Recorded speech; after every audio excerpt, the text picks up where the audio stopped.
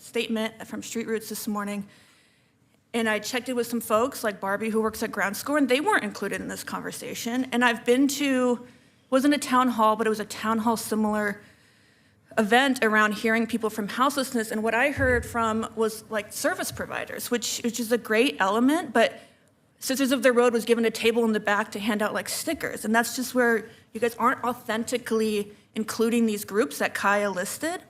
And so I'm asking you to do that moving forward, and to do that after this step is repeating history. I also went to an event your office put on years ago to introduce like a committee of Black folks who were gonna lead an effort to revitalize Northeast Portland.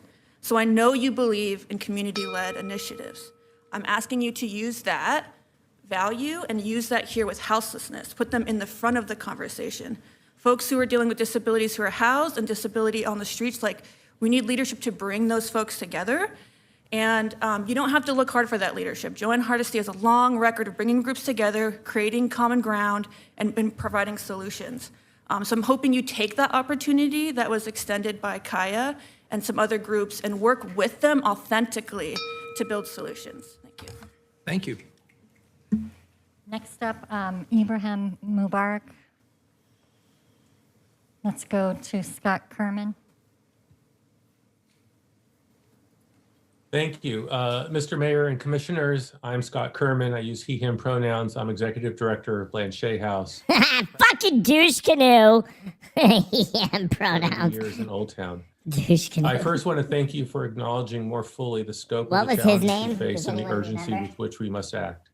I also echo some of my colleagues in saying that resolutions in support of affordable housing, diversion programs offering criminal justice relief, My and pronouns work are programs offer he and great him. promise and can make a meaningful Fucking difference in the stupid. lives of many in our community. I'm here on behalf of Blanchet House to offer two requests as you consider Resolution 901. First, I'm here to speak for the people Blanchet House serves who are extremely hesitant to accept shelter options, including emergency shelter during our most extreme weather conditions. Let me look it up real quick. We are concerned that shelter hesitant people may face punitive consequences under a ban on unsanctioned camping. Let's emphasize, if people are resistant to accept shelter, it can likely be due to their mental health and experienced trauma. I ask that a trauma-informed plan be devised for such individuals that doesn't include being arrested and incarcerated. Incarceration will only exacerbate their mental health crisis and further strain our legal and judicial systems. I urge you as part of your planning to provide for our most fragile and distressed. Was his name Scott Kerman? Was that what his name is? Does anyone know? Let me know real quick. My second request is to recognize that some people are resistant to shelter because of past experiences in low barrier environments. While I appreciate the reasons behind Hold offering on, I'm low gonna barrier skip shelter him. options. I'm Thank catching his you. name. Mr. Mayor and Commissioners, I'm Scott Kerman. Haha! It is. I ask Scott Kerman makes a salary of $120,000 a year. Oh yeah, you really care about homeless people, right? That's 3.2% of your fucking total revenue. The functional expenses. Your total revenue in 2020 was $5.8 million, of which you received 3.2% in executive salary. Fucking shithead. provide. Hey, Scott, I like that idea very much Shit. and would be happy to scope that out with you at some point. Fucking stupid. That's an important Appreciate that. element. Thank you. I appreciate that. Thank you. Next up, we have Peter Soltzman.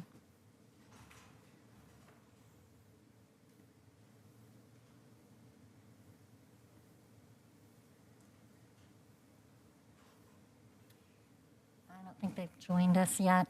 Let's move on to Cole White. Oh, hey guys, just so you understand how much that guy doesn't give a fuck about homeless people. In 2019, his salary was $36,693, which equated to roughly 1%, or actually 1.5% of the total revenue of this nonprofit. The nonprofit doubled its revenue. His salary quadrupled. Fucking scumbag. A librarian for street books and a writer ambassador for Portland Street Art. So all three of my jobs are in outreach. And I can tell you that I can think of a few things wrong with Resolution 901, which is the one for the diversion of the homeless population into sanctioned encampments. One of them is hygiene. So there is no way you can make the right amount of sanitary facilities for such a camp. It would be very difficult, especially considering how hard it is to maintain that level of sanitation right now. And also, you create like deserts. It'd be pretty dangerous for just a giant community to exist next to each other. And also, speaking for someone who I'm also consider myself slightly disabled, that a lot of the people out there have disabilities. So we we're together with the disabled community, I think, and also would like to say that the offerings given to people for shelter are often like taken by the emergency services more, and not like given to the shelters to provide for themselves. So the emergency services are offering them to them when they're kind of displacing them. So they're not. I'm not a fucking chipmunk. I'm an angry turnip. When they're not taking those, they're not accepting those. They're kind of being offered at a really wrong time. That's all. Thank you. Thanks, Cole. Next up, we have Nathalie Hutchinson. Welcome. Hey, thank you. Thanks for having me today, City Council. You might recognize me. I testified on December 15th with a proposal to turn Lloyd Center Mall into a public space. Oh, shut up. Hey, Tristan, call me a fucking radish again. Call me a fucking radish again, Tristan.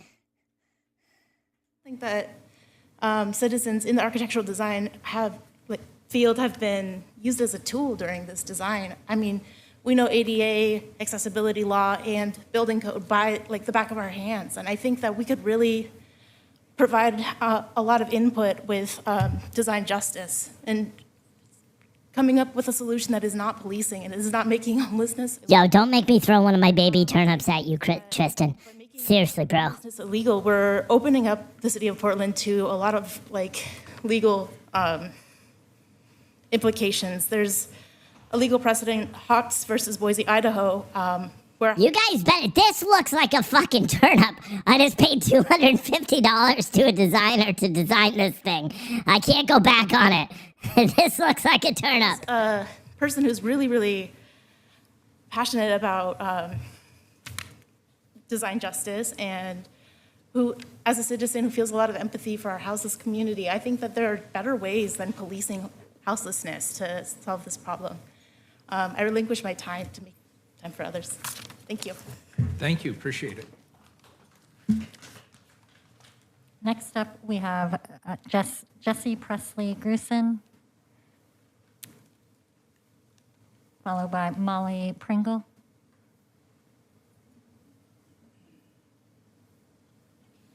How many of you guys are watching the lower left-hand screen hoping that Alex Stein appears there?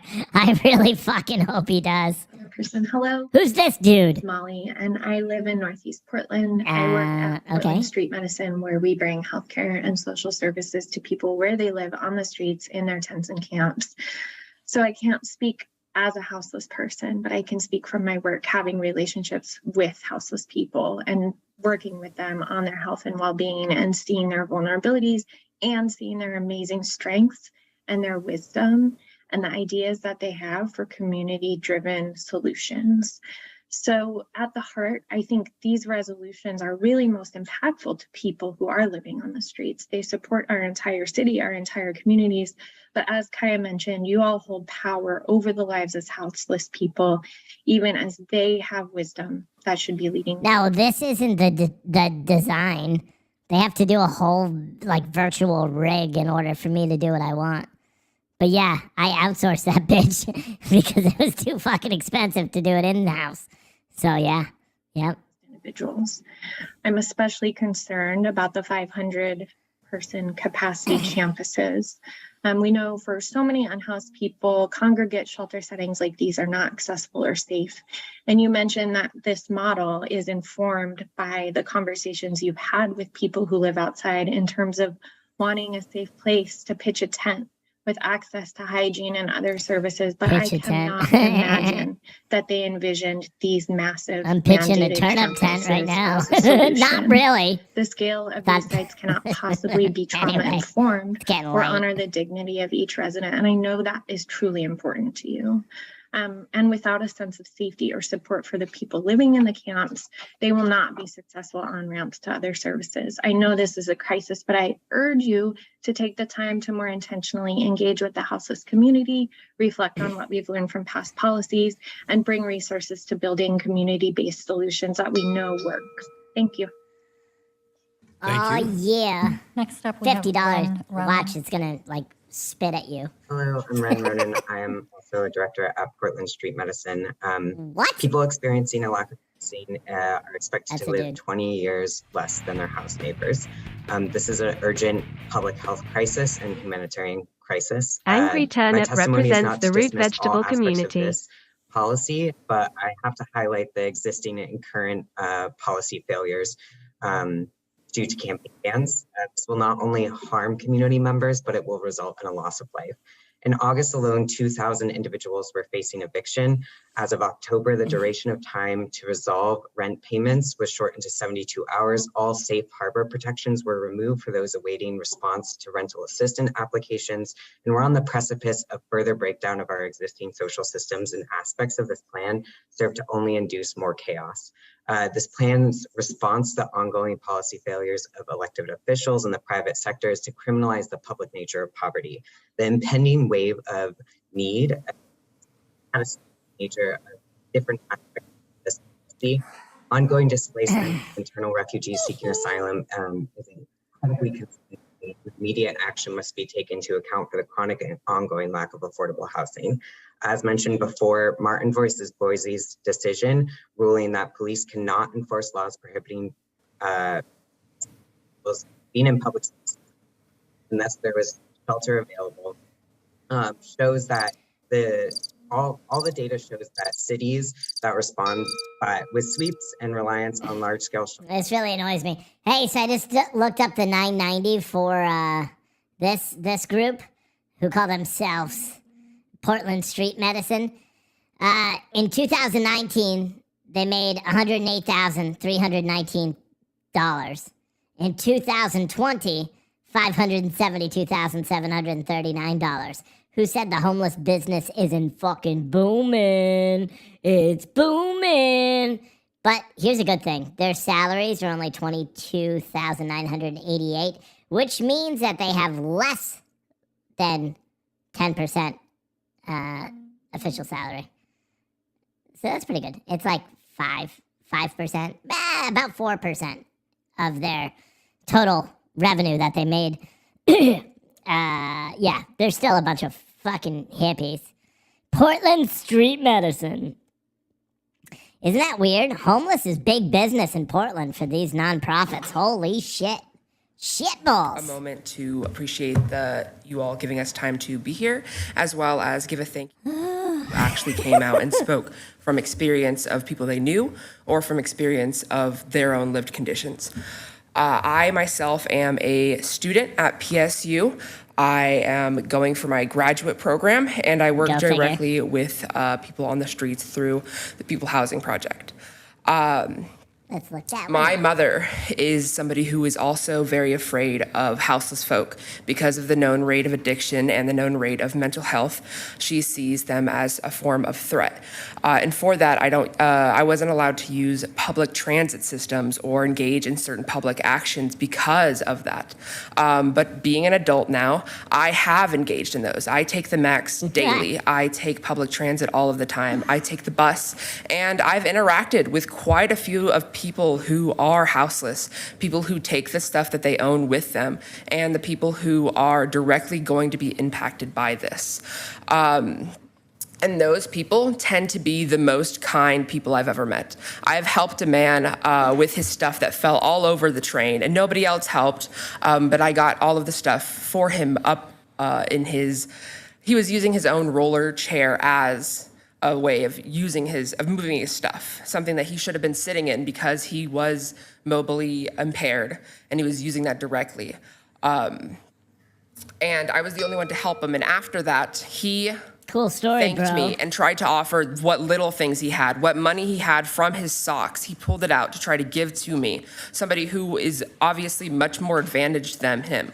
And that action alone shows that like there's so much personability of people, and for them to kind of, the idea of them putting them in these camps, are we going to have transition to those? Dude, this Save is the fucking turnips from crazy. Portland. The amount Folded of hands, money heart that United States. Yeah, save the turnips from Portland. Hey, so the amount of money that's involved in these nonprofits is fucking astronomical. Millions and millions and millions of dollars in one city alone. And here's the thing, almost all of them have a shit ton. We're talking tens of millions of dollars worth of assets. I'm looking at one called the Portland Housing Center. Their 2018 990 shows $14 million in assets. $14 million in assets. They took in 2018 $2.25 million. They had $1.3 million in salaries. How are they not being audited by the IRS? This is fucking crazy. This is a fucking story. I hate the news. Oh no. Out of this problem. I'm here to speak against this ban on unsanctioned camping and to tell y'all what a fucking colossally bad idea that is. William Lord Oh, Garrison. you're a tough guy, huh? Reasonable people. Why didn't he yell at him? People. Didn't he yell at the woman? Look at that sexist piece of garbage. No argument. That guy just swore. Heard. Joanne is the only reasonable person on this council. I can see why the Business Alliance has spent so much money trying to get you out of office. Thank you for calling out the landlord-funded candidates who got their people ahead of the stack. Best of luck in November. To the humane people, Dan and Carmen, like, y'all have to know what a colossally bad idea it is to put 500 people, most of whom, like strangers, most of whom who have substance abuse or past trauma issues, to cram them into the same spot at gunpoint. If y'all think that the gun violence and drug use was bad at the downtown site, wait until you put 500 strangers, some of whom have conflicting gang affiliations, into the same space. Y'all have no idea what you're doing. Mingus, all I have to say to you, bro, is you're doing a great job for the corporate interests who put you in charge, and I look forward to opposing you every day of your career. Ted, I was out there the night that you showed up to Trump's goons and ran away after you got the first little teaspoon of tear gas in your eye for your photo op. You are a coward. This plan will fail. It is a bad plan, just like all of your plans. Thank you for your I look forward time. to proving you wrong. Thank you for being here. Yeah, we'll see, boy. Appreciate your perspective. He said C-boy. So he just admitted that he's a terrorist. Can we get the FBI goon squad to go and fucking tackle him? Put him out. Why Put don't him we down. call 3 more and then we'll take a break. Oh, they're gonna take another fucking break? This is bullshit. I don't want no breaks. We don't need no breaks up in here. See Quinn, We don't need no motherfucking breaks up in Peter here. Salzman, and Ben Kopsa. Keeping Welcome. Good afternoon. Good afternoon, Mayor and Commissioners. My name is Roxy Gwynn. I'm a trans woman, and I am a advocate for a dude. a housing community that is currently under threat if the proposed plans go through. Rather than focus immediately on that, I'd like to give some numbers to consider in regards to this plan. At the moment, there are about 30,000 homeless people. That includes those in tents, campers, and unauthorized sites. It'll take about $45 million to house all of them for 1 year. $45 million is less than 1/4 of the budget of the Portland Police Bureau, which currently sits Christy, at thank you for that cash app. $316 million. In regards to that, when it comes to sweeps, it usually takes about 2 police officers to respond to that. Each officer on average is paid about $58,000 a year, so that is $116,000. And depending on the position of rapid response BioClean, which tends to be the ones to come in and actually do the camp sweeps, it costs between $36,000 and $106,000 per year.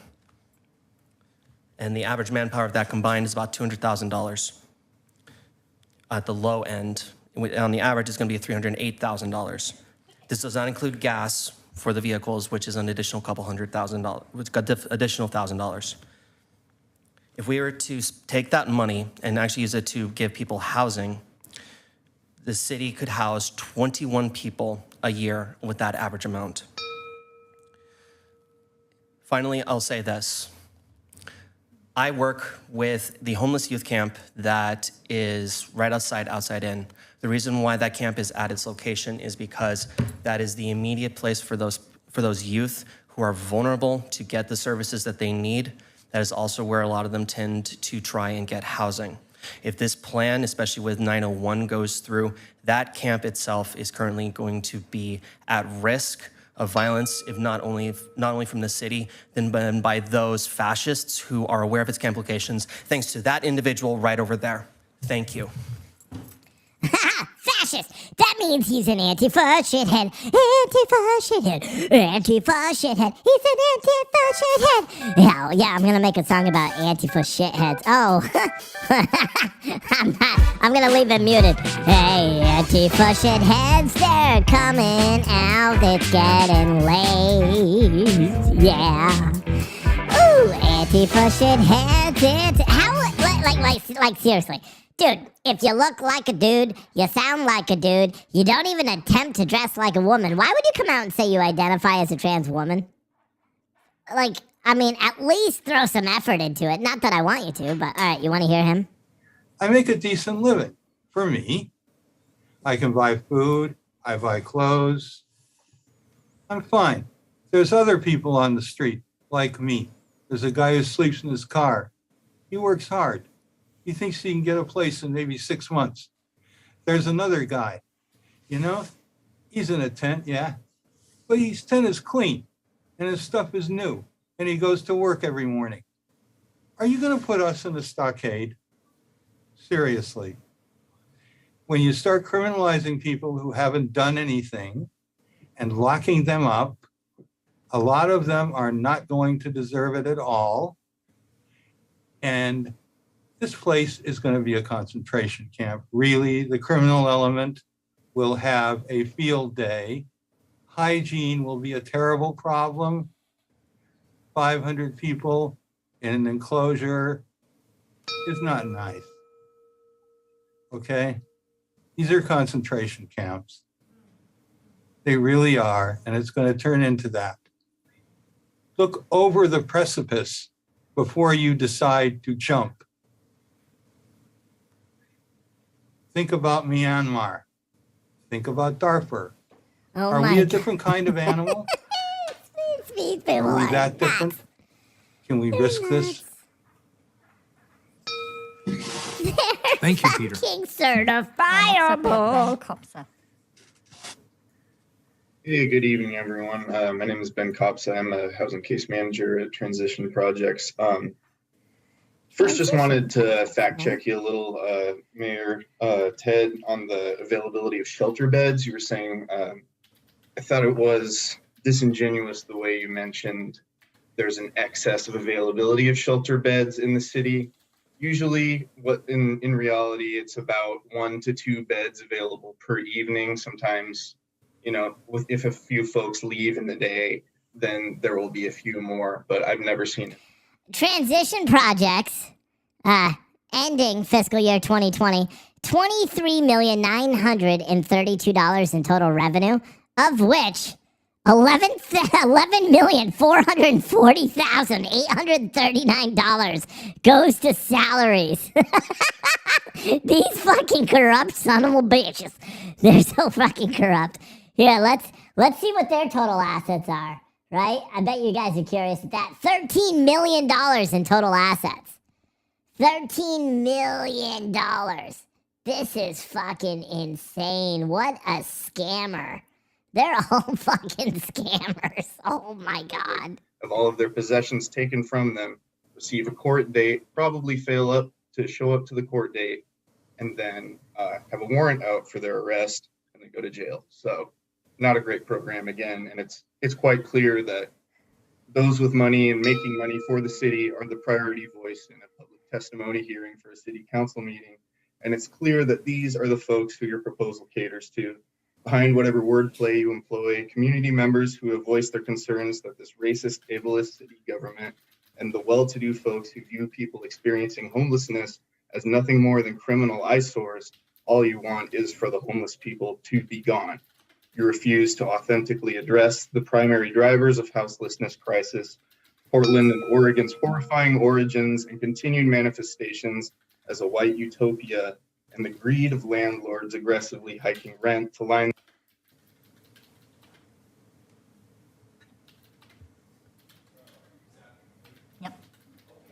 Actually, the timing worked out perfectly. We'll give our closed captioners a rest to give everybody a chance to stretch a bit. We'll take a 15-minute recess. It is now 6 p.m. We will reconvene at 6:15. We're in recess.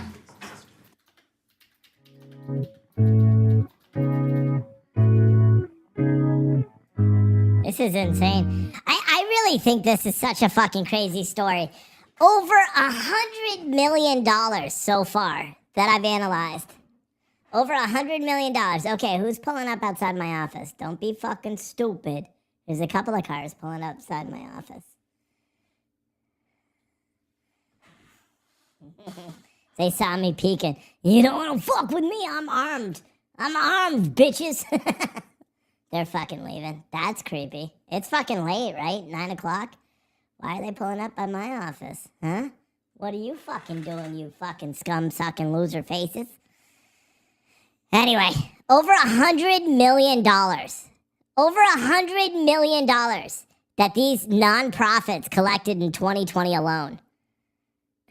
All of these nonprofits, they're sitting here chastising the Portland City Council, who we don't like anyway because they're a bunch of corrupt commies. But they're sitting here chastising them, saying they're not doing enough to end the homeless crisis when these nonprofits are worth well over $100 million in a year. That's a crazy... Like, for example, the last one who just talked, the last nonprofit that just spoke. Here, let me go back. This is gonna blow your mind. It's gonna blow your mind. Why isn't... Hold on. Oh, you know what? Did I close the fucking window? I think I did. So let me go like this. Right here. Transition projects. So let's analyze this last one. Transition projects, right? So they're the ones who are just testifying. Can I make this full fucking page? Here, let me go like this. Let me just download this bitch. All up in here. Download it, open it, right there. Okay, all right. You guys ready? So here's the last one. Transition projects for 2019 tax year, ending in 2020. Check this shit out. Gross receipts, $23 million. $23 million. Look at that. Current year, $23 million. A $3 million increase from 2019. Then you go down here. Grants, they receive $4.4 million in grants.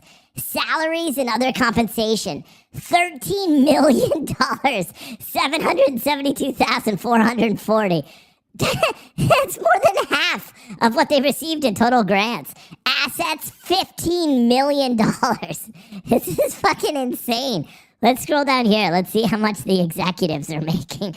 Because this is fucking crazy. Look at this. Oh, so George Devenvorf. This is all public record anyway, so fuck off. $176,000. we just heard someone talking about how much money, save $1,000 in fuel. That could provide housing for 23 houseless individuals. Look at this shit. $176,770 plus an additional $10,869 in contribution that the executive director makes for transitional housing. This is fucking insane, dude. They're such scammers. And they're sitting here saying the city of Portland and the taxpayers have to pay more money. That they need more money. And that they need to do more to keep the homeless crack addicts off the streets. Isn't that just fucking lovely? I tell you what, I had no idea that we were going to get into the total amount of corruption that was taking place. Like, we thought, the fact that Portland is like decriminalized drugs and shit like that and crime, and you get out of jail free for assaulting police officers in front of the federal court building. We thought that was bad. Imagine to our surprise, I looked up about 10 or 15 nonprofits that have been mentioned thus far, and then it turns out that they're worth well over $100 million, and the salaries combined are at least 32% of the total revenue that all of those companies combined made, which is outrageous. Then you look at the assets. The assets are in the $500 million range for these companies. $500 million. And you're wondering why we have a homeless crisis? Why is there a homeless crisis in Portland? Why, when this nonprofit received $4 million in grants? $4 million in grants. This is crazy, dude. This is outrageous. Oh, look at this. They must really fucking hate this. They made investment income. Look at that. Investment income. $47,000 under Trump. $87,000 the current year. So that's actually under Trump too. Half under Trump. And I wonder what their 2021 reserve is going to show. Did they lose money in their investments? 87,000.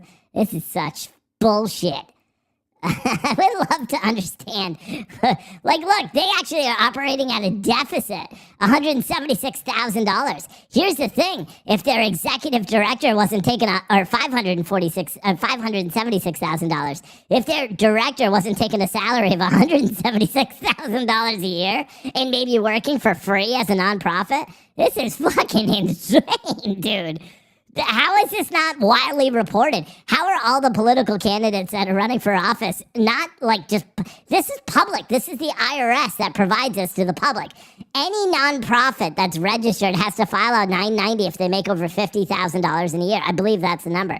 Every single one. So you can just look up the nonprofit, pull their 990, and you'll see it. But the IRS is behind, so you're not able to get anything from 2021 yet. But... this is fucking crazy. How is it a nonprofit? I don't know, man. Can you buy a stock in homeless communities? Yeah, you can buy bonds on the city, can't you? Like, seriously, the city's giving away money like crazy. The city of Portland is sitting here, Ted Wheeler, Joanne, who's a fucking board member on several of these nonprofits. No wonder they're getting all the grants. She was a director on the other one that we looked at that had $5 million in revenue. Joanne Hardesty, the one who allegedly refused to get out of a lift when she was drunk, allegedly. The one that was, well, whatever, I won't even say that one. Joanne Hardesty, the one that looks like she was an extra in the movie Predator. Like that Joanne Hardesty. Like, this is fucking insane. This is insane. I'm gonna look. Let's see what kind of bids are available in Portland. Let's look up. Portland bids. Open City of Portland bids. Let's see. Let's see. What do you think homelessness? I don't know what it would be under. What would you call that? Public work, park equipment, no. Personal products, equipment, no. Clothing, laundry, I don't know. Wouldn't it be like social services or some shit like that? I would have to look through each one until I could find it. And I'm not going to do that right now. Administrative, financial, and management services. You think? Maybe. Let's check that. These are all the contracts. Or these are the open contracts. Not really. It didn't search, that's why. Stabilization center, no, that's not it. That's not it. Miscellaneous, I bet they fucking funnel it under there, don't they? Let's see. Blades, engineering, self-evaluation services. If you can't tell, I have some experience with the government contracting side. That's why I was able to look it up so quick. But I've never looked for like social shit, so I don't know. It's crazy, man. This shit's fucking crazy. Look at this shit. $23 million in the executive salary. Look at this. Salaries, other compensation, employee benefits, $13,772,440. Fire all of those employees, give each homeless person $2,000, and you are actually trying to solve the homeless crisis. You know what I mean? So everyone's asking what's wrong with my voice. I have no idea what you're talking about. This is my completely normal voice. You must be high. So, lost in space. Yeah, you're definitely lost in space. What new voice?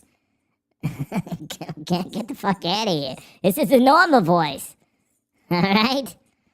How many employees? It doesn't say. Well, maybe it does in the... When you go down here. Is there... Sometimes they do. Actually, doesn't it say it up at the top? Right, well... Cite the employees. I thought it usually does. I know it says it somewhere on it. I just don't know. I don't remember where. I don't remember.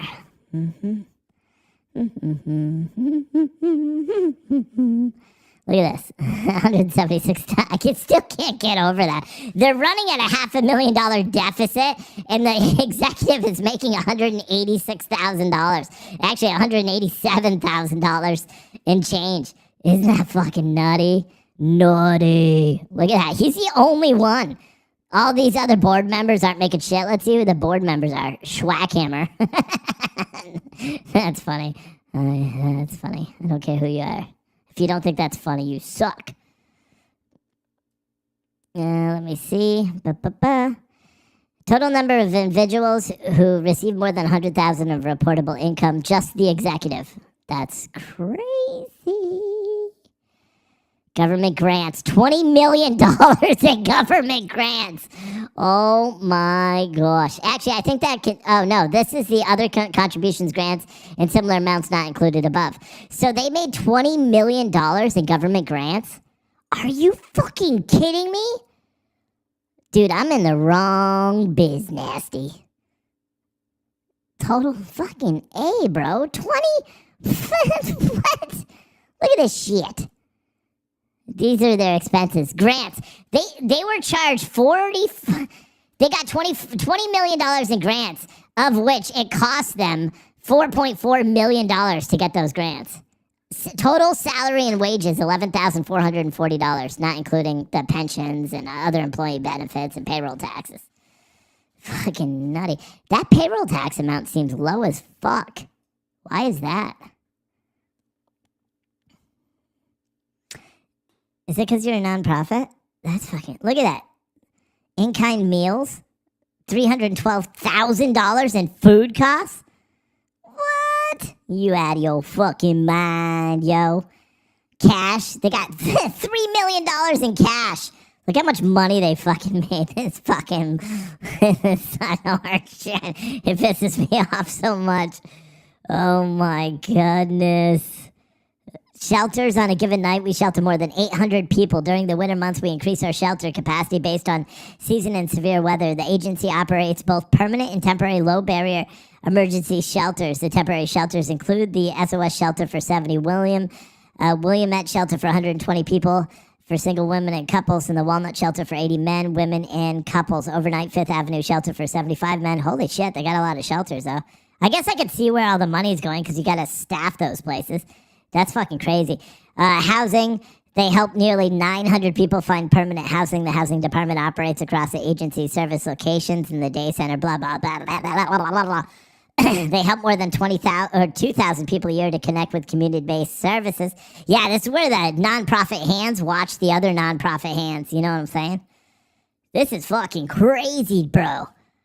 Who wants to... Because maybe we should just start a nonprofit where we actually help fucking homeless veterans, right? Because you know what's funny is we've listened to this whole fucking speech by these douche canoes for the past, I don't know, 4 hours, 3 hours, entirely too long.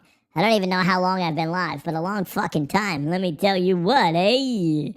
But they never once mentioned the veteran who was murdered in the streets of Portland September 30th, stabbed in the neck by a 50-year-old ex-con. They haven't mentioned him yet. 18 homeless people have been killed this year alone in the city of Portland. 18. That's 18 of the 89 murders in the city of Portland this year were homeless. It's fucking crazy, bro. This is crazy, dude. This is fine. This shit pisses me off. I wonder how, you're right. I wonder, oh God, that would be a mighty, mighty project. Just to go through every single nonprofit that deals with homelessness and everyone that does like over 1 million and just report on it in city. And then we could go by the amount of crime or no. Oh, you could analyze that by that too. You could analyze it by crime. And say, okay, look at the cities with the highest homeless populations, the highest crime rates, the highest drug use, and then I guarantee those cities all have the highest amount of revenue by these nonprofits because it's a fucking business. Homelessness is a business. They're getting up there chastising the city of Portland for not providing them enough aid when they make millions and millions and millions of dollars. They don't want the homeless crisis to be cured, especially not this company. This way, because let's be honest, they're a nonprofit, but they're a company. They make revenue.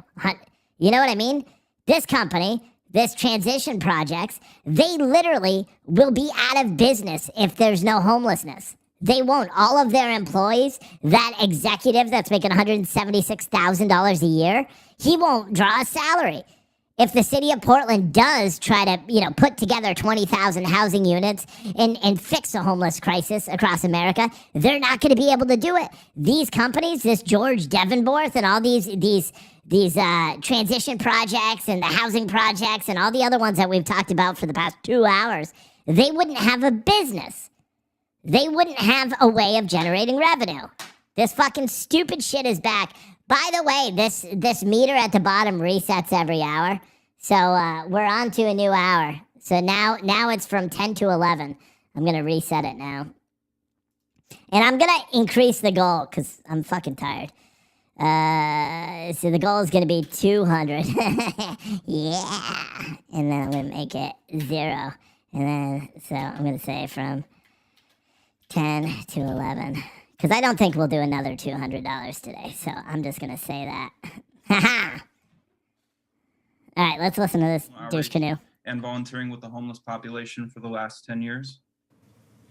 What I came here to address is that in light of the proposal to criminalize camping and based on the city and the county's handling of services and budgets that are currently designated for these programs, the city of Portland and Multnomah County at large cannot be trusted to follow through on its promises to provide adequate assistance to the individuals living on our streets. A diversion program comes off as an attempt to sugarcoat the city's intention to criminalize individuals for not complying with the city's wishes to corral them in crowded campgrounds. A diversion program may aim to diminish the legal consequences, but this does not acknowledge the significant trauma our homeless population has as a result of interactions with our city's police officers. The threat of utilizing law enforcement to persuade engagement with services, regardless of the impact to one's record, is absolutely inhumane. In essence, saying, let us help you out of what we're going to do to you if you don't let us help you.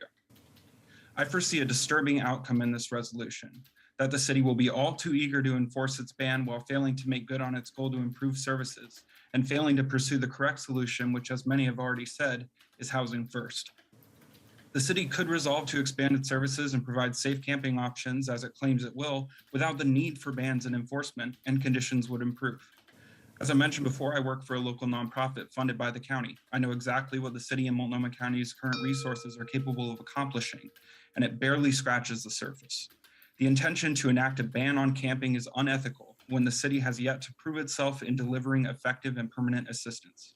I would like to mention in closing, as this has not been mentioned nearly enough, that the city of Portland occupies land that rightfully belongs to the Kalapuya, Molalla, and Chinook people. So to this board, I say, you have some nerve to act as though you are right to outlaw anyone from anywhere. Thank you. Next up, we have Molly Hogan. Hi, Molly. All right, gotta put the glasses on. Okay.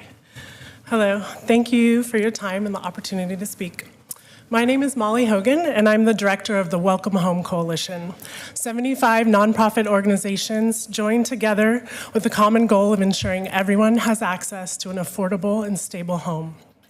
There's some good ideas in these resolutions. However, item 901 is distressing. The plan describes spending precious funding to create and expect people to go to mass designated camps. This is not a humane, trauma-informed, or cost-effective solution. And what if they don't go? Jailing someone in the state of Oregon costs over $51,000 a year. Let's compare that to a pod in a Safe Rest Village or a permanent supportive housing unit, which is around $30,000. But only one of these options results in someone being stably housed, permanent supportive housing. What's more, this effort adds additional stress on already stressed service systems. And we still need to address the issue of living wage in social services. Our coalition sent all your offices a letter last month that included 10 additional pages of testimony from folks in the field describing their exhaustion and need for living wages. It's fucking insane. We also need to talk about racial equity. Salaries! People of color are disproportionately represented in homelessness, Look at this shit, less dude. likely to access group That's shelters, who's talking right and now. overrepresented in criminal justice systems. And therefore, a camping ban will no doubt have God. negative consequences for people of color in this city. Lastly, we know that housing is the answer to homelessness and should be guided by this simple fact. So we are excited about the proposal of item 899, describing the city's commitment to facilitating making 20,000 units of affordable housing and a land bank of 400 publicly owned sites. Welcome Home is eager to work with city leaders to realize the creation of a new long-term and sustainable funding source dedicated to affordable housing, and also ensure that over half of that new housing is actually affordable for folks making under $2,000 a month. We encourage the city. All right, so just let me shut her up. So this lady is from Welcome Home. Wait, why does it say Welcome Veterans? That's their website? Welcome Home, the community for veterans? Wait a second. Thank you, appreciate it. Didn't she say Welcome Home? Next up, we have Emily McCadden, followed by Laura Moulton. Welcome. What the fuck? This is not the right Hello, can one. you I hear looked me? up the wrong one. Yeah, you sound Can great. you all hear me? I need to loud look and up clear. Thank Portland. you.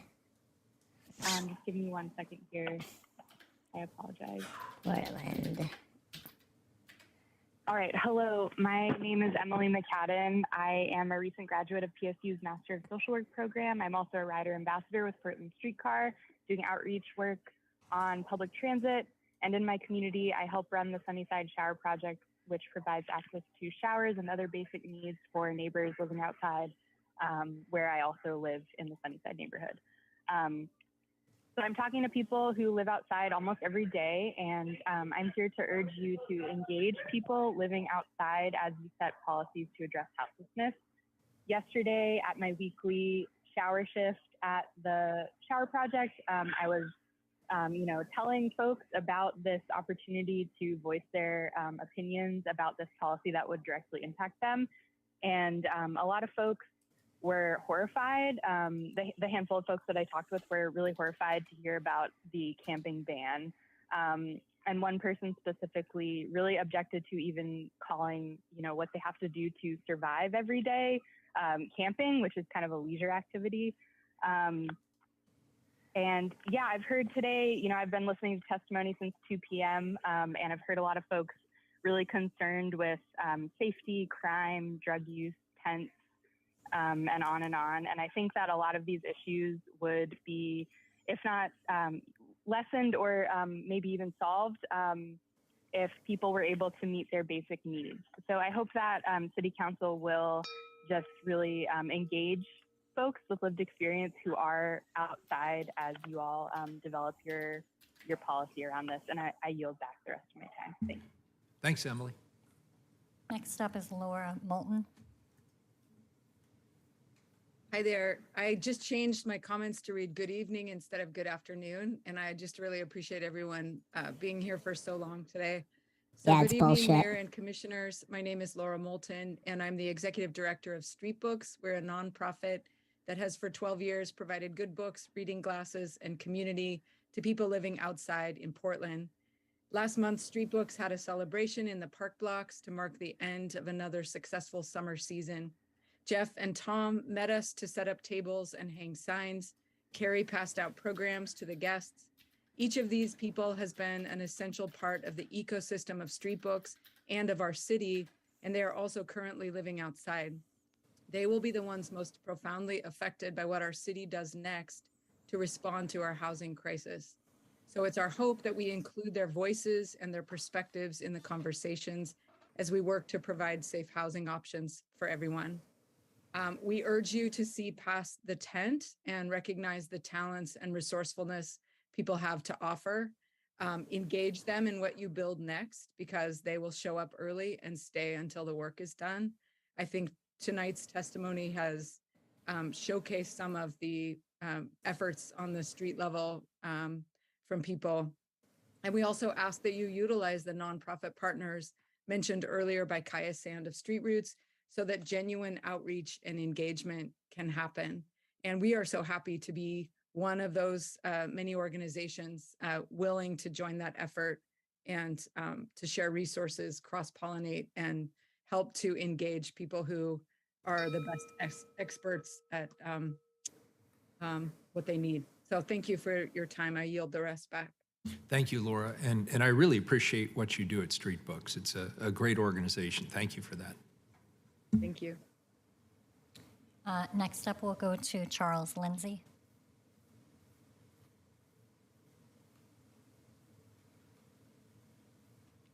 Hi, I'm Charles Lindsay. I'm a homeless youth out here in Portland, a vendor with Street Roots. And for one, the services for the youth out here, I've been in the streetlight shelter for a little over a year now, and they say one thing and then they do another. And like, I've got a completely clean criminal record, never gotten in trouble. And the fact that I'm going to be criminalized when I age out of this simply for being homeless, I mean, how is that right? I mean, you've got so many youth out here who are homeless simply because they were kicked out of the house for coming out to their parents. And they're going to be put in jail or put in these dangerous situations with all of these people who you don't know their background. They might be dangerous towards these other youth. And if those youth feel threatened in those shelters, well, you either stay there or you go to jail. I mean, how is that anywhere near right? And I mean, this is just making me think back about World War II when we started the internment camps towards the Japanese, simply because they were Japanese. How is this any different? You're putting homeless in camps simply because they're homeless, simply because we're just trying to survive. We don't choose to be homeless. We're a victim of circumstance. I thank you for your time. Thank you, Charles. Next up, we have Kate Benedict.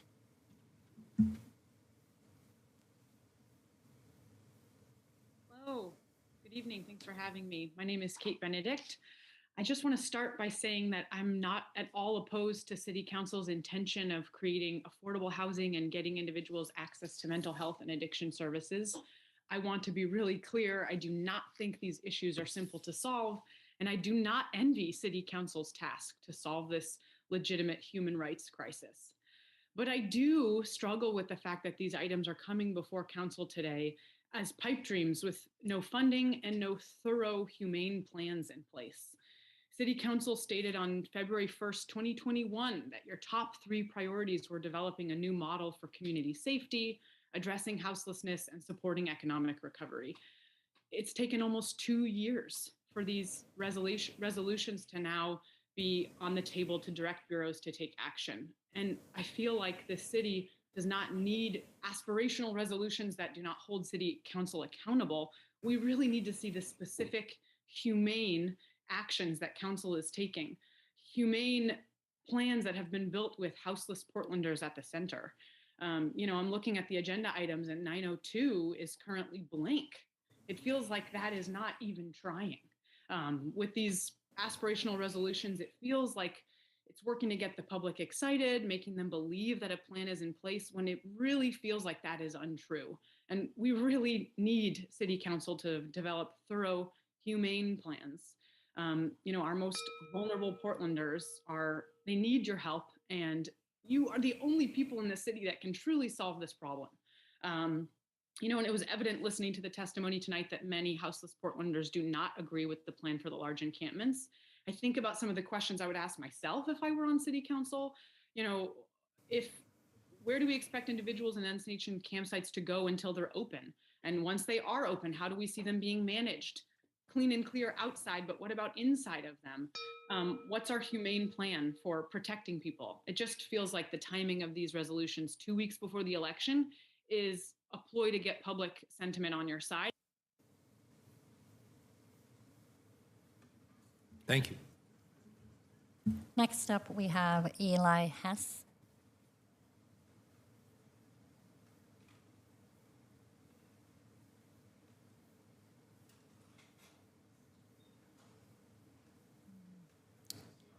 Yeah, Eli, are you able to unmute?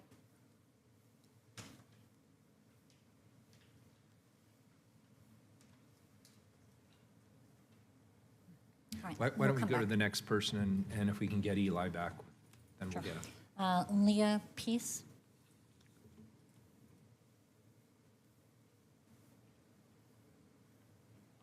There are many good ideas on the agenda. Attending to mental health issues when needs aren't met is a good idea. Massive camps for poor people is a bad idea.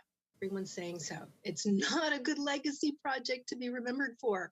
It will cause more mental illness, and one generation from now, in 20 years, you can imagine Schnitzer's great-grandchildren funding some public art like the Japanese internment memorial in atonement for rounding up and containing poor people. My name is Leah Peace. When I moved to Everett Station Lofts and Galleries in 2010, my rent was $860. First Thursdays were a vibrant cultural destination for thousands of citizens and tourists. Over the next dozen years, numerous multi-unit residentials sprung up, while more and more people took to sleeping on the streets. 30% of those buildings remain vacant in order to stabilize profits to keep rents rising. The lofts were purchased at $3 million. Tenants paid for that many times over. The rent for the same gallery space is now $3,000, and First Thursday is a non-event. We need a diversion program for those creating homelessness. A vacancy tax is a good idea. I don't see it on the agenda. They're using it throughout California, Vancouver, BC, and New York City. Blaming the victims of economic disenfranchisement and oppression is a bad idea. It won't work to end homelessness. Instead, please help those suffering from the delusion of eternally increasing profits by setting limits with a vacancy tax. A vacancy tax is doing the investment class a favor by containing the greed itself, not the victims of it. You could put a 2-minute limit on the voice of the investment class. Put greed in a prison for taking too much and leaving nothing for others. That's the crime. That's the traumatic root cause for mental illness. A vacancy tax will help. Thank you. Thank you. Yeah, so they want to charge people whose homes are empty. They want to charge a tax. These people are fucking nuts. Hello, City Commissioners. Much like many others testifying today, I am opposed to forcing people into sanctioned encampments for many of the reasons others have shared. So instead, I kind of want to focus on some of the other proposals. In particular, the diversion courts proposal appears to be an effort to revive the community court model from prior years that has since shut down since the pandemic. Community courts have a long history of collaborating with Portland's enhanced services districts. People would go through these courts, and then they would be required to do community service for the ESD. In fact, in 2012, Clean and Safe shared statistics that they saved nearly $1 million in labor costs over 10 years. And I wouldn't be surprised if the courts devolved into being a means to once again provide free and forced labor for private sector partners, while still cycling people through the court system. And God forbid you go the direction of California, which it seems like you're taking notes, and implement the care court model in order to streamline forced institutionalization and conservatorships. I'm also concerned about the non-standard work programs proposal, because outsourcing what are normally public sector jobs with the private sector is very problematic. And it's clear there's a huge profit incentive behind this, because by contracting with the private sector, you're able to enact more exploitative labor practices and cut costs on what would normally be unionized jobs with higher wages and more benefits. This is the playbook of urban alchemy, so it didn't surprise me when their name came up in regards to this proposal. I highly suggest you read a report published by UCLA's Luskin Institute about the aftermath of the Echo Park Lake displacement in 2021. It includes an in-depth history and analysis of the exploitation perpetuated by urban alchemy in San Francisco and Los Angeles. Urban alchemy is receiving multi-million-dollar contracts lining the pockets of their CEO. Meanwhile, in Los Angeles, many of the ambassadors employed by urban alchemy are not paid a living wage, and they are not guaranteed housing. Urban alchemy is currently facing 2 class action lawsuits. One of them is Reyes versus Urban Alchemy, which is specifically about the culture of wage theft and worker exploitation. The other lawsuit, Strickland versus Urban Alchemy, is regarding their collaboration with police to penalize someone for feeding birds in public space.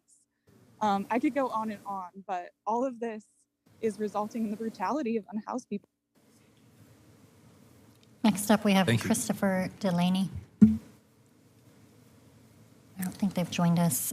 Christopher Davies.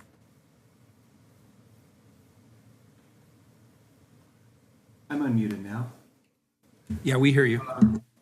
I'm going to read from some notes just to keep my thoughts clear. Hi, I'm Christopher Davies. I've lived in this city for over 20 years. I strongly support this proposal.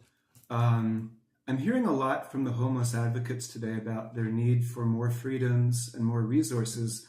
I'm hearing very little about the negative impacts on the rest of the population. Even acknowledging that the homeless population is completely heterogeneous and there are lots of folks out there who are not a negative impact on the city. Let me share a couple of my own experiences, because really all I have to go on are my own experiences. There was a large encampment of massive tents set up under the Fremont Bridge on North Mississippi Avenue that I would frequently bicycle past. One day I biked past just after the fire department had put out a huge fire that had consumed all the tents and charred the pylons holding up the bridge. So what remained that I could see that had been within those tents were, I counted, I think, 3 motorcycles, 9 bicycles, several lawnmowers. Clearly it had been a chop shop. So, the garbage was eventually cleared away. Several weeks later, the tent encampment was back. Another experience I'd had. Last year, a homeless woman whacked my internet backup battery off my house while I sat in my living room with a broken 2x4, piece of a 2x4. So I called 911. The operator didn't put me on hold, answered, said there was no one available to help me because all the police were dealing with homicides.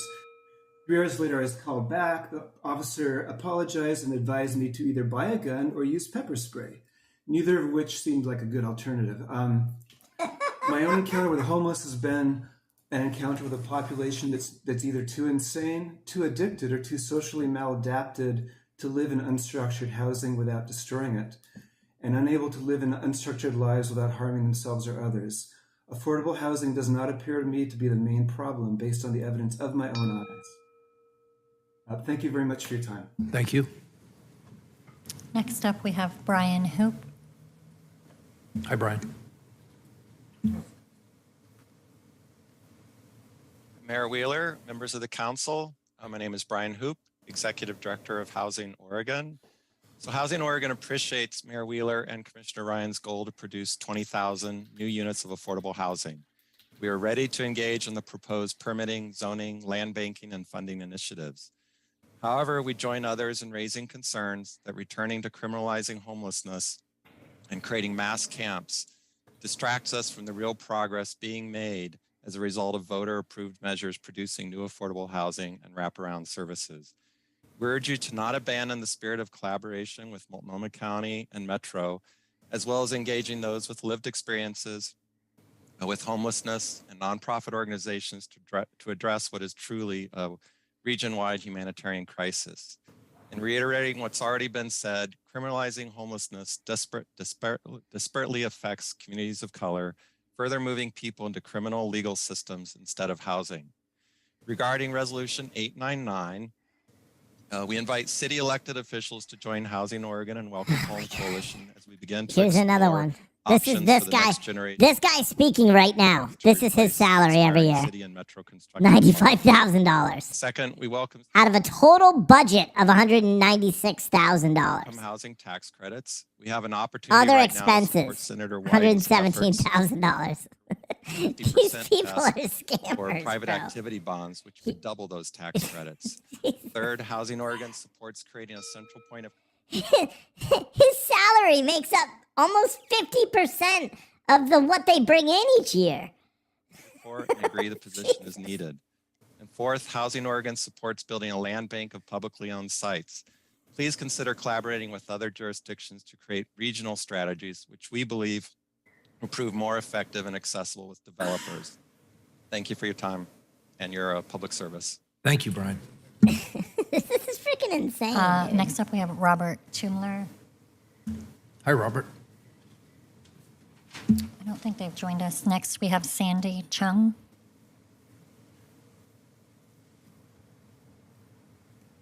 Good evening, Mayor and Commissioners. I'm Sandy Chung, Executive Director of the ACLU of Oregon. We're a nonpartisan nonprofit organization dedicated to civil liberties and civil rights. Homelessness is a crisis across the U.S. decades in the making. To eliminate it, we must address the root causes: housing access, poverty, mental illness, and addiction. The Mayor and Commissioner Ryan's plan proposes that houseless people in the city can only reside in 3 large-scale zones sanctioned by the city. The logical conclusion of this plan is that houseless people who reside outside these zones will be criminalized or penalized. First, this plan is likely to be unlawful. If a city does not have enough— Hold on, let's get her name too. I missed it. I was spacing out. Effective and accessible with developers. Thank you for your All time. right, let's get her and name. your public service. Thank you, Brian. Next up, we have Robert Tumler. Hi, Robert. I don't think they've joined us. Next, we have Sandy Chung.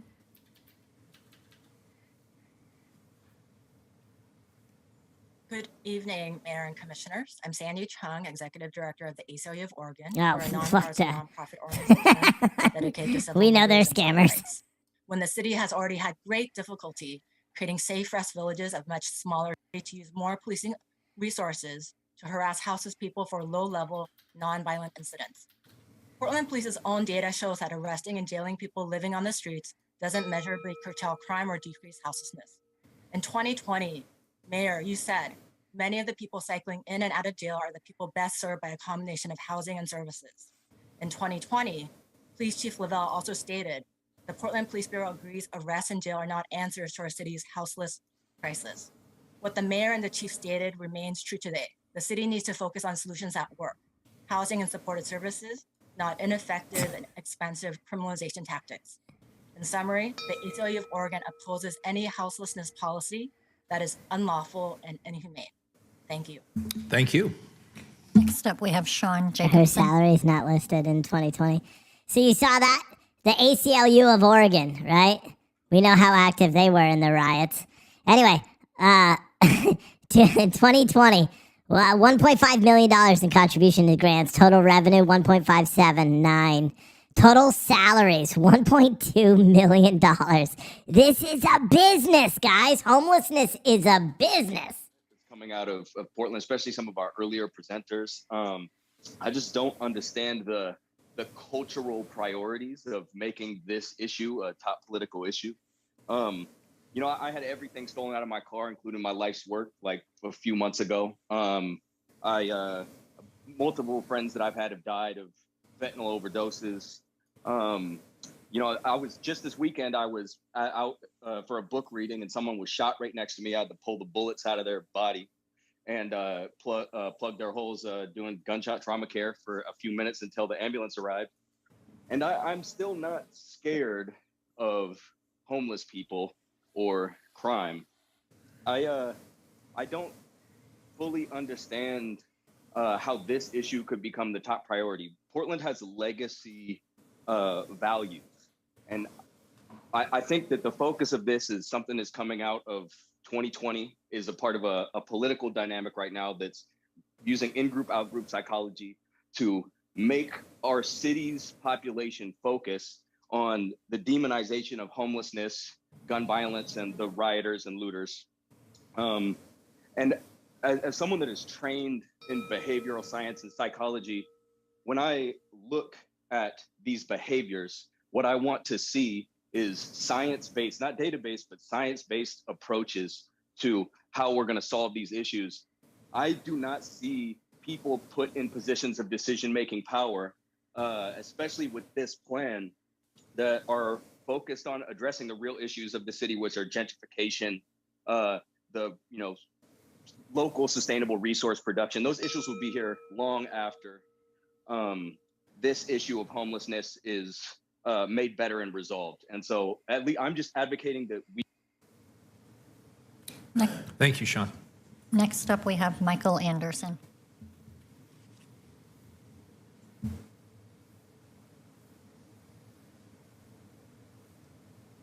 Looks like they might have dropped off. We'll go on to Tawasi.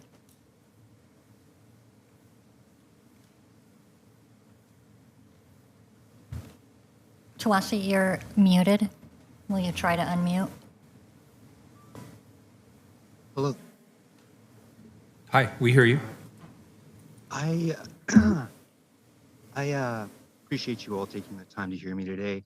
First of all, I'd like to acknowledge that we are on stolen lands here in Portland, Oregon. Oh my gosh. My ancestors canoed on these waters long before yours did.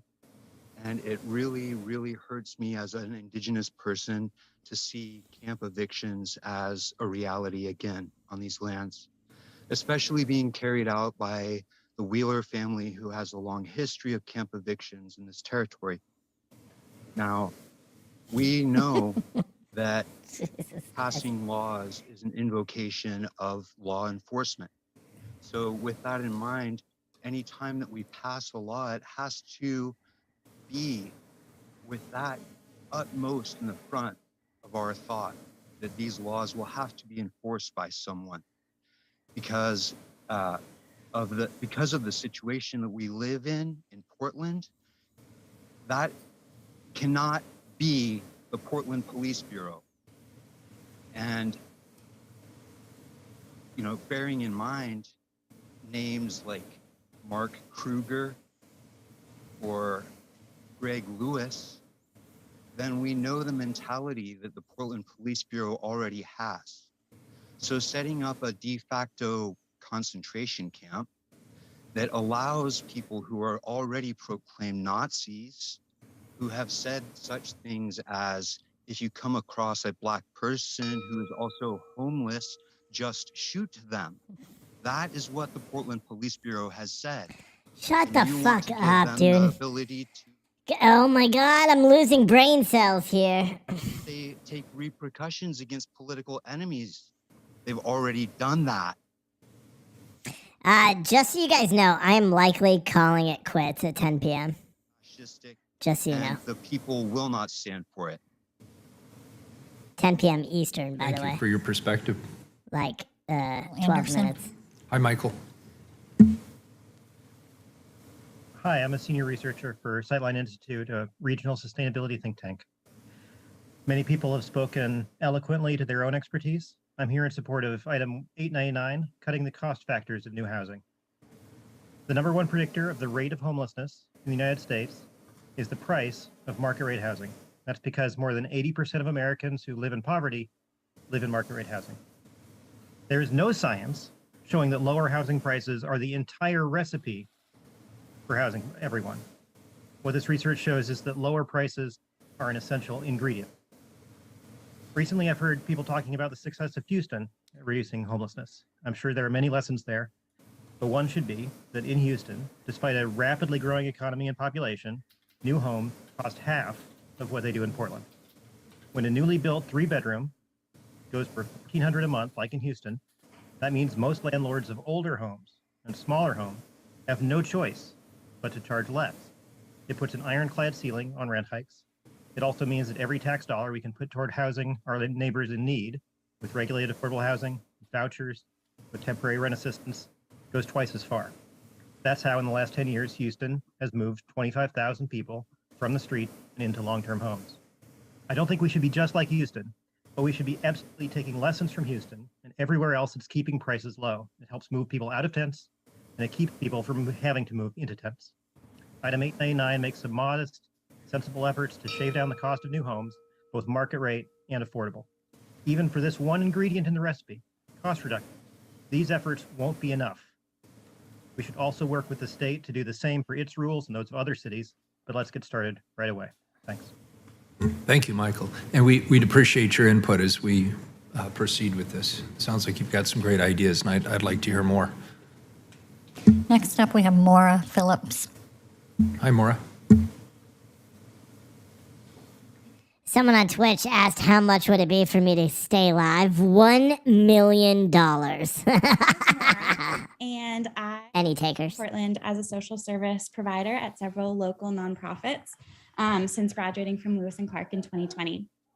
I am heartened by the aspects of this plan that improve and fast track the development of affordable housing. I know only too well how difficult it is to secure and place folks in quality affordable housing in this city. However, I have significant concerns about the aspect of 901 that bans unsanctioned camping. Banning camping only further criminalizes folks who are already over-policed. Also, the fact that y'all stacked the deck at the beginning of this meeting with landlords, real estate brokers, and business owners shows how little respect you have for the process of equity when making these decisions. And also, whose voices you're most willing to listen to, which is a big concern for me. I heard a lot of business owners express support for this plan, but very few mental health care or community workers weighed in with positive feelings about this plan.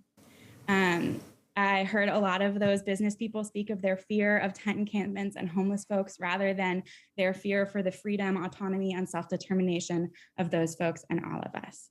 I yield the rest of my time, and thank you so much. Thank you. Next up, we have Kevin Fitz. Welcome, Kevin. Yeah, thank you. Am I on the screen? I can't see myself. I guess that's not right. Yeah, we see a photo. Okay, very good. My name for the record is Kevin Fitz. I'm the executive director of the Oregon Mental Health Consumer Association. We are a volunteer grassroots organization that particularly focuses on legislation at the state level and improving services at the county level. I just want to say, Mayor Wheeler and council members, I believe that the state of Oregon's Behavioral Health Division has colossally failed the city of Portland and the city and the county of Multnomah County. We have 300,000, 1/3 of Multnomah County is on the Oregon Health Plan. How many of these people in our houseless population are signed up for the Oregon Health Plan to be recipients of behavioral health services, but are not connected to that? My lane particularly is alcoholism, drug addiction, and behavioral health. Some of the other issues I have concerns about institution and very large size facilities. But generally, one of the things I think is really crucial is I don't work for a big NGO that has $100 million budgets. One thing that we need to ask concertedly, Mayor, is are we getting services that meet the needs of people who are being directed to these services? For example, it takes 7 times for the conventional drug and alcohol treatment to have a success 6 months to a year later. We need to understand that our systems are not met for people with severe methamphetamine, fentanyl, and psychosis. We need far longer stays, and we need more beds and capacity. And to that end, the Behavioral Health Administration and the governor has failed Portland terribly. I would love to continue to give feedback to your systems, particularly about how to engage more of the Oregon Health Plan service providers in providing humane services for the people who need them. Thank you for allowing me to speak today. Yeah, and Kevin, I just want to say I really appreciate what you're saying, and I agree with you. Part of what we need to do here is make sure people have access to the resources that they are already entitled to receive. And one thing we're finding is we're just not connecting with people, and we're not connecting them with the services that, as you point out, they're entitled to receive. And I would absolutely appreciate more of your input on this. It's good to see you again. Thank you. Very good. Thank you. Good night. Next up, we have Vadim Mazirski. Welcome. Hello, Mayor and Commissioners. I'm here to support resolutions 899 to 903. Our government's decisions should be fact-driven. So let me start with the facts. Last year, 126 individuals died on our streets. Most of these homeless individuals died from drug overdoses. And this year, we're on pace to even exceed that grim total. 70% of pedestrians killed in Portland traffic were homeless. In 1 year, the Fire Bureau responded to 2,000 fires in homeless camping areas. Last year, the city and partner organizations picked up 13 million pounds of trash in and around encampments. At the same time, 66% of homeless individuals claim they had never been approached by an outreach worker. It's obvious from these facts that our current direction for addressing homelessness has led to a humanitarian crisis, a public safety crisis, and an environmental crisis. The current plan is not working for either homeless or housed individuals. It's time to change course and support the reasonable plan that could effectively address these crises as put forth by Mayor Wheeler and Commissioner Ryan. Thank you very much. Thank you. Next up, we have David Caseo. Welcome, David. Let's go to Mary Nichols. Thank you for being here.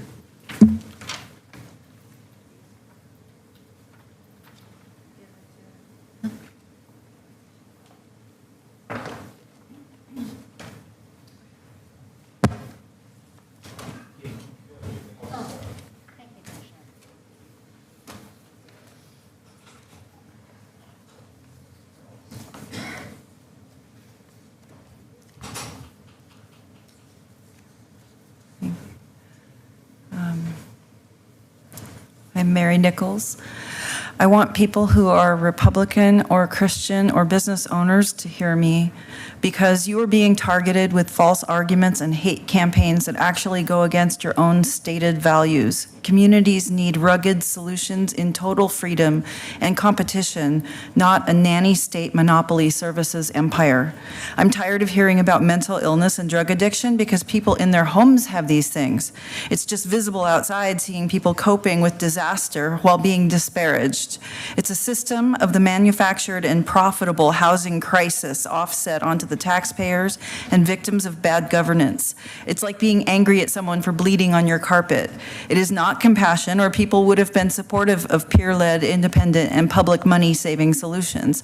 Those are intentionally extinguished. No, here in Portland, everyone has to be pathologized so they can be dealt with a monopoly-seeking service industry empire. That empire makes money when Section 8 increases the floor of apartment rental rate, which increases the value of a rented home of a house, which increases the value of a house, which increases property value. It's just a bubble. And interestingly, these service empire people own property and properties that have renters and make deals with all of these landlords. Disparaging people in campaigns to force emergency solutions is a scam. Let's take away the service's ability to earn money from property and rent inflation. They are actively stopping us from helping our own neighbors. At Hazelnut Grove, the city has acknowledged that it costs $100 per month per person. That's with their bloat of renting a fence for 7 years and not buying it. How idiotic. The 7-year community proves that no one needs to be pathologized and dealt with, because at $13 an hour jobs or $750 in Social Security, we can't pay $1,300 rent. This is your future, your kids and your grandkids if they hit a hard spell. The idea of a shelter is good, but the city shuts down competition to the rental game and forces the emergency solutions that don't meet the Good Samaritan standard of actually effective help to keep taxpayers from caring for people forever in this cycle of lucrative misery. Join us in being on to that. Thank you. Next up, we have Keith Barnes.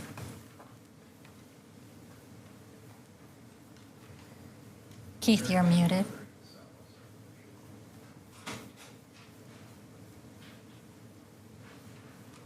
Keith, do you want to unmute?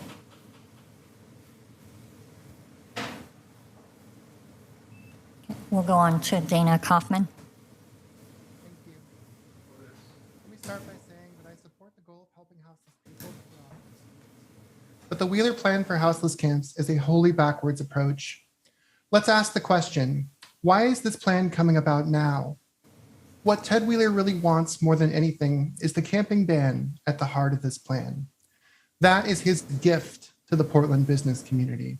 He wants to outlaw houselessness wherever it is possible and to hide it out of sight when not. The only thing standing in his way now is the 2009 Martin v. Boise ruling, which states that cities cannot enforce anti-camping ordinances if they do not have enough houseless shelter beds available. Once Wheeler has succeeded in standing up these camps, he will have technically met the requirements of Martin v. Boise. That ruling makes no requirement on the quality of the shelter offered, nor of the services that must come along with it. So Wheeler is free to stand up shacks for our neighbors, and when they decline to be herded into these camps, he will have all of the legal backing required to unleash the police on the houseless population without fear of consequence. Black, brown, differently abled, queer, and trans people struggling to survive on our streets will suffer. Weary Portland liberals will turn a blind eye, and the courts will be unable to intervene. Everyone will lose. I'm begging the City Council to not enable this latest cynical endeavor trumped up by Wheeler and his backers at the Portland Business Alliance. History will look back at the Wheeler camps as a tragic mistake, and rest assured, it will remember the names of every City Council member who helped enable their creation. Instead, I would call upon you to actually house the houseless. Use the money targeted at building these camps on supportive housing and direct services instead. This is the moral obligation placed upon you by the times that we live in. Please, City Council, remember you were elected to represent and protect those vulnerable lives on the street, not the interests of the moneyed elite. Thank you. Thank you, Dana. Let's try Keith Barnes Dana? again. More like, no. Fine, I'll stop. You're welcome. All right, let's move on to Lisa Carney-Fenton. Carney Fentanyl. Good evening, Mayor and Commissioners. I support the ban on street camping, and I'm speaking today as a third-generation Oregonian born and raised in Southwest Portland. I always felt safe in the city where I work and live and had great pride in its litter-free beauty until 2016, when Mayor Hales began to allow street camping. Soon thereafter, a temporary shelter was opened at the Sears Armory, directly across the street from my home. We were told the shelter would be there 6 months. Mayor Hales tried to extend it, but received pushback from the neighbors, so the shelter closed. That was the most mismanaged and disruptive disaster of an experiment I have ever witnessed. Over the last many months, the city opened an SRV at the site. The SRV itself is working. The surrounding area has been problematic. I have spent hours reporting to 311 and the police and suffering the fallout of the numerous houseless camps along the safe route to the bus stop and near my home, to include filth and litter, mentally ill and drug addicted walking into traffic on Southwest Multnomah and Barber Boulevards, screaming and flailing outside the SRV site, camping nearby, defecating near my home, and on and on. I no longer feel safe walking in my neighborhood, and I actually drive to another neighborhood to walk my dog. I want to feel safe and return the city to the clean, beautiful place it once was. Prior to the SRV placement at the Sears site, the Multnomah Neighborhood Association members told were told that SRV was temporary. 3 years and a good neighbor agreement would be drafted. 1 year later, the good neighbor agreement is not signed. Why? When will it be done? Another rumor is the SRV is being extended beyond the 3 years. Is that true? Rumors that the Sears site will be one of the large campsites. Is that true? Lastly, there's been no transparency regarding the Sears site. I understand the city is not using the site as it was deeded, and the placement of the SRV is in violation of the deed. Will the SRV be removed since the city is in violation? I have been waiting all day to testify. Show me the respect of my time and answer these questions. I will repeat them if you need me to do so. Thank you, Lisa. Ted here. I can't answer those questions, but we can get back to you or have somebody who's closer to that. Bullshit. Bullshit. I think she was calling from her shower. I'm looking for staff.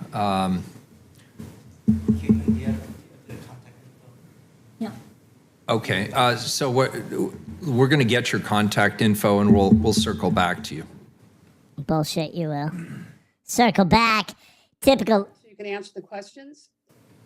Again, I'm not sure I can, but I know people who can.